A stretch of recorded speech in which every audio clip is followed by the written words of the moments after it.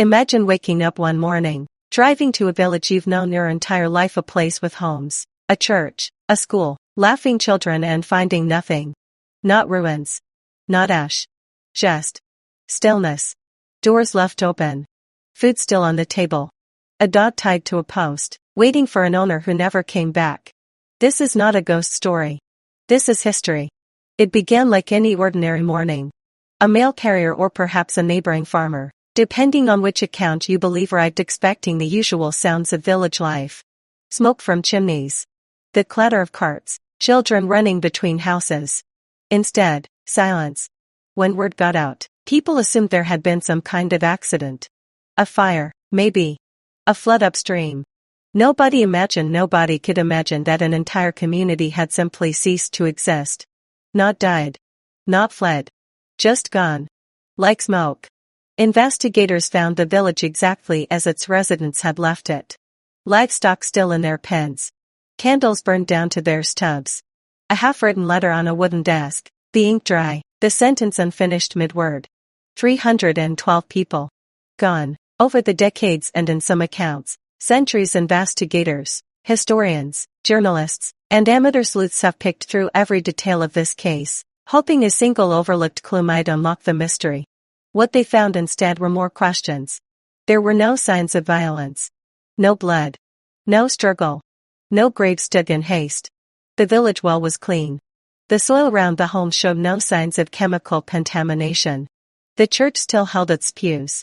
The altar candle had burned out, not been snuffed.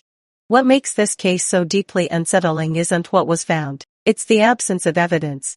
Normally, when a community disappears, something is left behind: trauma, damage, remains. Here, it's as if someone pressed a button and removed the people while leaving everything else perfectly intact. The last known contact with the village was unremarkable. A merchant passing through reported buying grain and exchanging small talk with several residents. He noted nothing unusual, no tension, no talk of leaving. The mood, he said, was perfectly ordinary. That was the last verified sighting of anyone from the village. The next morning, nothing. When official explanations run dry, the imagination fills the void. And in the case of this village, the theories are as fascinating as they are haunting. The most rational explanation is also the least satisfying. Some historians argue the villagers left voluntarily, perhaps driven by famine, disease, or fear of an approaching army. They packed light and moved quickly, leaving behind what they couldn't carry. But this doesn't explain the food on the tables. It doesn't explain the animals still penned, unfed, waiting. If you're migrating, even in a panic, you take your livestock, you take your food. You take your children's belongings. You don't leave a half-written letter mid-sentence. Others have proposed a fast-moving illness, something so swift and so lethal it took the entire population within hours, their bodies perhaps carried away or buried by outsiders attempting to contain the spread. There are historical precedents. The Black Death moved with terrifying speed.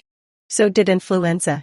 A disease capable of eliminating an entire village in a single night, leaving no bodies, no obvious symptoms on surfaces, no surviving witnesses. That would be extraordinarily rare. Unprecedented, really. But we've seen nature do extraordinary things. The problem, however, remains the same as all the others: no bodies. Disease kills. It doesn't erase. Some researchers point to the political climate of the era. Forced relocations were not uncommon. Governments, warlords, and occupying forces have, throughout history, emptied villages overnight. People were given minutes to gather what they could and march. But forced relocations leave paper trails. Soldiers. Worders.